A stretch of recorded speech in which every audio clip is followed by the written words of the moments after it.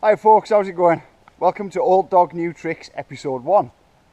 Last week's video was about Electric Landlady, but kind of about doing some of the bigger features on park. Look, I built the place, I built the features. It's kind of in my comfort zone to be jumping them and explaining some tips and techniques to you guys on how to do it as well. For this series of videos, and hopefully I'd like to make it a series, I'm going to have to step outside that comfort zone a little bit, and I'm going to have to do a couple of things that are, for me, a little bit uncomfortable. Number one, I'm going to have to admit to some of my riding shortcomings, and number two, I'm going to have to expose myself to the world and show you my journey and hopefully some tips and techniques to overcoming those shortcomings. So what do I mean by shortcomings? Well, really it's kind of like a very personal thing. I mean, at the end of the day, all of the tracks and the features that I've currently built, I'm not talking about things that's coming up in the future, but all of the stuff currently on park I can do. I'm not casing it, I'm not crashing, it's not way out of my comfort zone. I'm able to do it. So really, the job should be tickety-boo, shouldn't it? Depends which way you look at it, and from my point of view, I'm not completely happy, or I'm not. It's not that I'm not completely happy. That's bullshit. I'm happy as a pig in shit. I'm not completely fulfilled with the way that my own riding is going. I'm kind of aware that I'm mid-40s now, and it's kind of going to go downhill from here, so enjoy it while I can, and I want to kind of change up progress my riding style. And when I say style, by that I mean kind of style in the air more specifically. So where I'm currently at is I've got bar turns down. They're like the go-to comfy thing.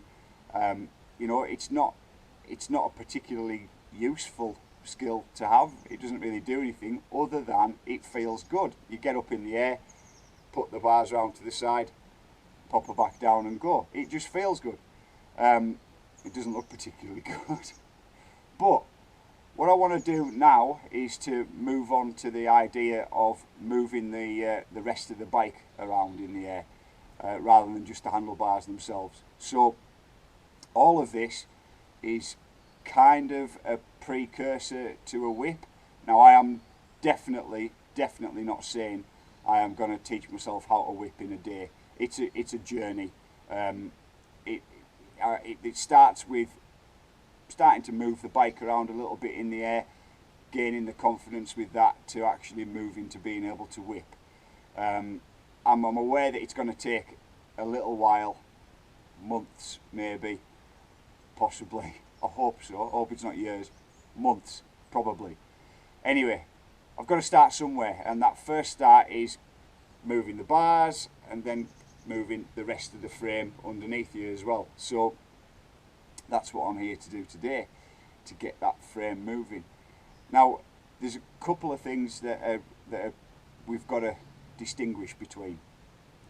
There's a BMX kick-out and a whip, and they're two very different things. At the risk of going all Jeff Grosso on you and being grumpy old man, the fact is, what some people call a whip, it's not. It's a BMX kick out. You go up, stay in a straight line, then boot the back end of the bike out, bring it back in straight, and pop it back down again. It's a kick out. It's always been a kick out. I know the trick name kick out doesn't really get used anymore. It is what it is.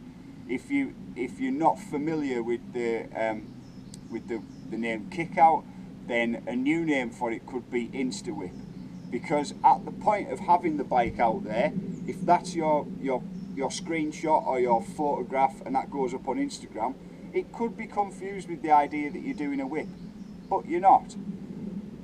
Whips came from motocross. Now a motocross bike is so heavy that you can't just go straight, kick, bring back and put down. You can't do it in those separate stages. It's all got to be one fluid up and out and then back down. It's got to be one fluid movement. And personally, for style wise, to me that just looks way better.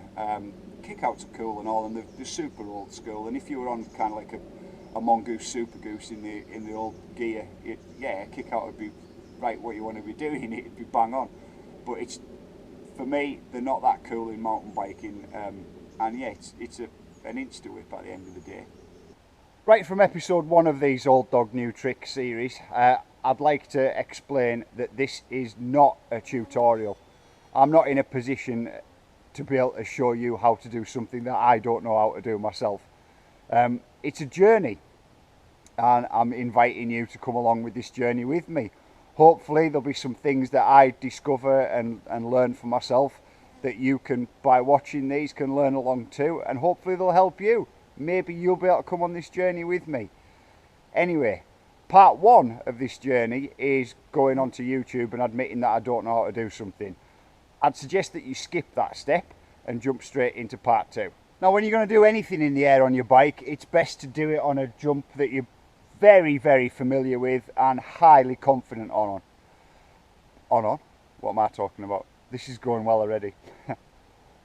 So, I've chosen, this is the out section of In and Out over on Route Down Raceway. It's essentially a whoops. It's got a tranny cut into the face of it, but it's essentially what, like I don't know. It works out when you double over the whoops. It works out at roughly about 10 feet. It's not very much time in the air, but at the same time, it's kind of really, or I find it easy to do. I mean, it's going to be different for all of us, so I suggest you find one that you like the best. If this one works out well for you, then brilliant, you'll be able to follow along easily.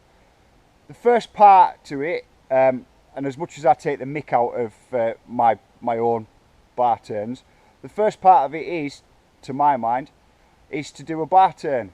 Now, hopefully you can see that I've scribed 3 lines into the takeoff here, and outside, middle and inside.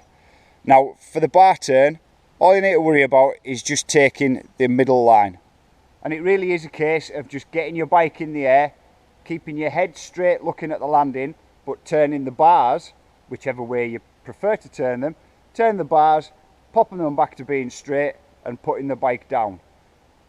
Sounds super simple. Not everyone's got it, but it is easy to pick up. To my mind, the humble bar turn is a precursor to getting the rest of the bike to move in the air. It might surprise you, in the run up to teaching myself how to do this, I haven't been watching mountain bikers.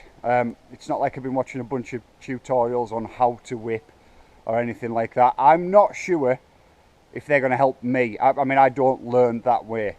So the person that I've been watching is a guy called Jeremy Stenberg. He has the nickname Twitch. He's a motocross rider, and for my mind, if I'm going to, you know, everybody has a different style of whipping and they all look different.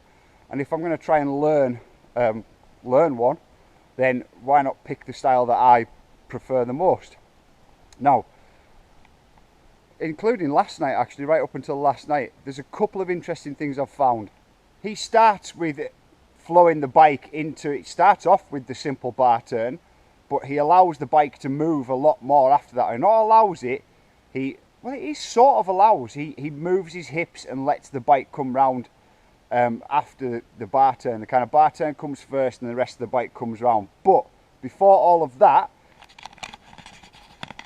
splitting this takeoff into 3 sections with the outside, middle and inside, what he appears to do is to start, if he's whipping that way around, which is the way that I do, or I do, like I know, I don't even know. Whipping that way, anyway, which is the way that I think I want to, he would start heavily on this side, and from here, carve across and do a small turn towards the outside. And then at the point of takeoff, he's initiating the bar turn there. So he's done this kind of carving motion, then bar turned, and then allowed his hips through. I think, from what I can see, because he often turns his back right the way to the jump. But of some of the things that I've studied where he's hitting newer jumps and stuff that he hasn't hit for the first time, I think it's super important to keep your chest open and forwards and keep it towards where the landing is. However, I don't think that I need to worry about that right now. Well, I do need to think about keeping forwards, but I don't think I need to worry about the bike coming right round, because it's just not gone a first time. I think we've just got to get used to the idea of just at least getting it to move a little bit. Moving a little bit would be a massive success for me, because my bike does tend to take a trajectory that way, just sort of straight up, arc, and come back down again with a little bar turn in there. What I'm looking to do is to bring it a bit and then put down. Even a little bit I'd consider a massive bonus. Anyway, this is what I would consider a comfortable jump for me, a very comfortable jump. It's not asking me to do anything weird or get out of my comfort zone at all. So I'm figuring this is the place to try it. I should stop talking now and cowboy up and just actually give it a go.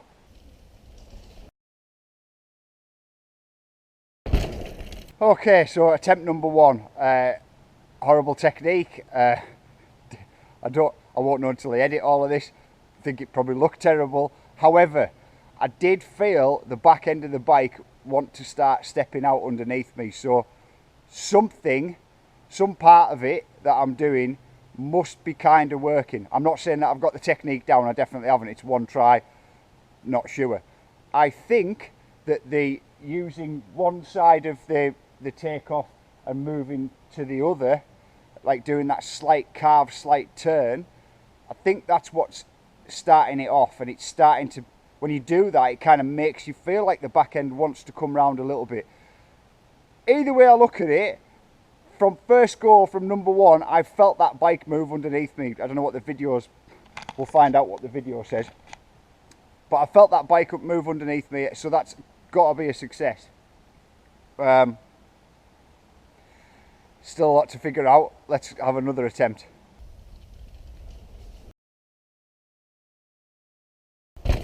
Number two, and I know I definitely managed to get the bike to move in the air then, so it's kind of a victory. Although I don't know, but I'm pretty sure it looked fairly terrible. It felt like, it didn't feel like good technique. One of the reasons that I know I got the bike to move, well, a couple of reasons why I know I got the bike to move. So I used the kind of two lines that I'd drawn for myself, and I did a bit more of a pronounced, or felt a bit more of a pronounced turn up the lip this time. And I know now for sure, after giving it a couple of goes, that the more you kind of carve up the lip, so to speak, the more that initiates the start of the movement of the bike.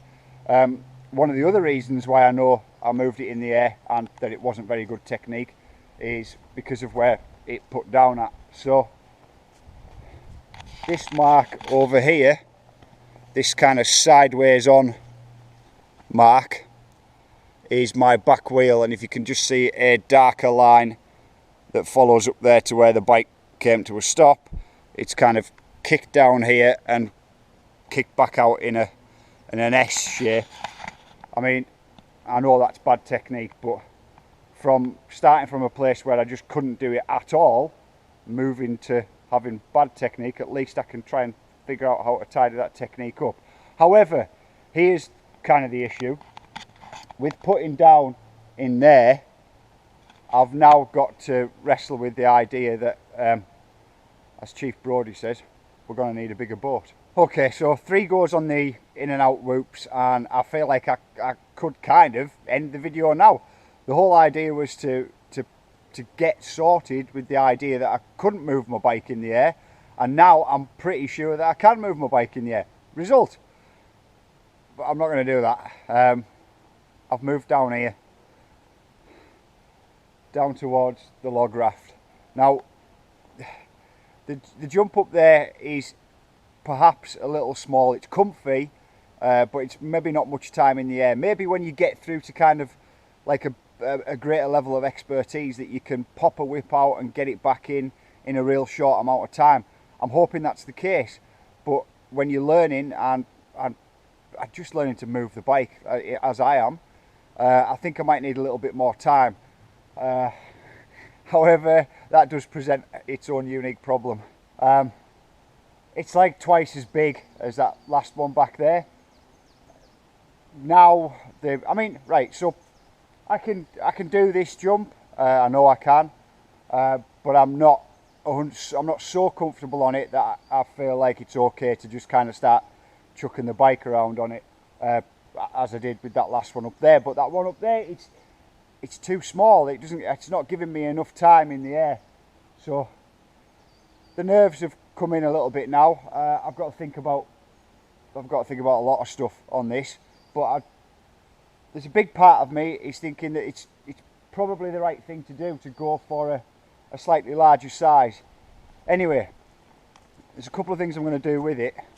I will do the kind of 3 sort of lines in the takeoff again. I mean, that helped last time. And then over there I've got a camera set up, so hopefully I'm going to leave it in that one place, give it a couple of goes, and hopefully that can kind of show me from being a fixed angle whether I'm getting any movement on the bike or not. I don't know, I'm in completely uncharted territory.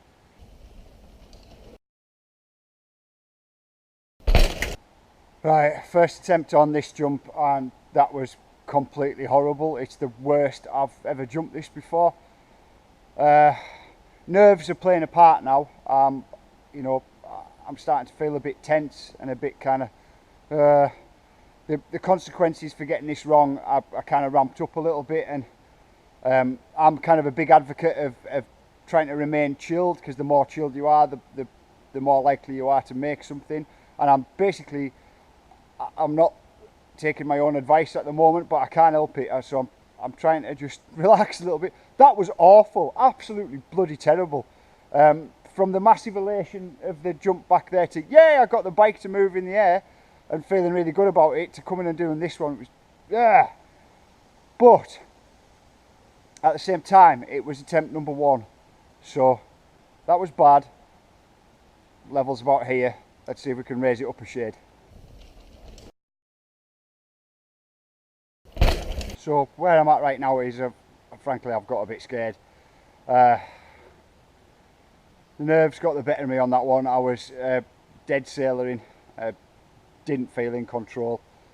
The worrying thing is, looking at it, is I cased it because I wasn't jumping it properly, but that's my wheel mark. I mean, I know I definitely moved the bike in the air. Well, hang on a second, I moved the bike in the air, which is one of the objectives. But the idea is to do it in a controlled manner, and casing into there is not controlled. I'm actually a little bit nervous to give it another bash. Right, I've got to get over that and just try again. I need to boost it a bit more and just really try not to be so dead sailor. I'm in a super frustrating place with this at the moment. I'm casing it. I can feel that the bike is moving a little bit in the air. It's almost like I know what to do to make it move a little bit in the air. It's almost like I'm too nervous to really push that and you know, get the back wheel out there, because I'm not making it all the way across the jump, and I'm honestly worried about the consequences of landing high side. So it's like a half technique thing, but I think I can get my head around the technique. It's just I'm not making it all the way across. It's frustrating. So what I'm going to do is I'm going to apply more speed. Let's see if I can help myself out by just coming at it faster.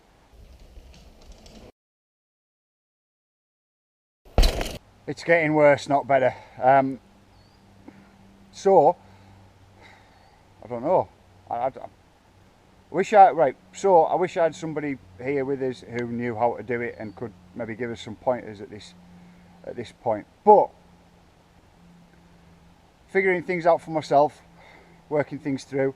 This jump is casing it is making me nervous, and I'm not throwing the bike, and I think the bike's going less and less outwards, or less and less movement, which was the original kind of thing I was trying to learn how to do. It's happening less because I'm stiffening up and being nervous and worrying about casing, worrying about too much stuff on this jump. So what am I gonna do? I'm gonna take it back to the one that I originally tried on, and just see what's going on there.